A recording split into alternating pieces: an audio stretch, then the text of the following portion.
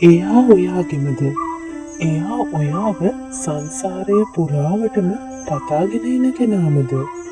ඔයාට මේ ආත්මෙදි හම්බ වෙලා තියෙන්නේ ඒ කෙනාමද කියලා අඳුරගන්න ලක්ෂණ කිහිපයක් තියෙනවා. අද අපි ඒ ලක්ෂණ කතා කරමු. ඔබ කිසිදා හිතලා බලලා තියෙනවද?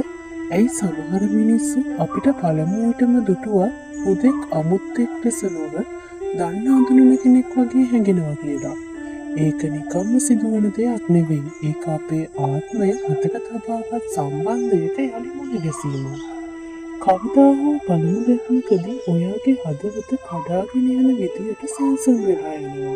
ඔයාට හුස්ම ගන්නත් අමාරු වෙලා යනවා. ඔය හැඟීම ආත්මයක් තවත් ආත්මයක් හඳුනාගන්න මොහොතක්. උදාහරණයක් විදිහට ගැහැණු ළමයෙක් පළමුවෙන්ම පන්සලක හෝ පන්සලක මම මේ මොහොතේ පෙරදැකලා තියෙනවා වගේ හැඟීමක්. ඒ සිදුවීම ගැන නිතර සිහි වෙන්න ගන්නවා. තවත් උදාහරණයක් බලමු. අයෙකු පළමු වතාවටම කිසිදු හේතුවක් නැතුව කෙනෙක් දැක්ක ගමන් කඳුළු වෙනවා.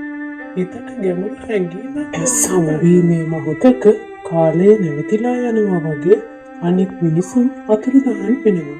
ඔයාගේ සිත, හුස්ම, හැඟීම් සියල්ලම එම පුද්ගලයා සමගම බැඳෙනවා.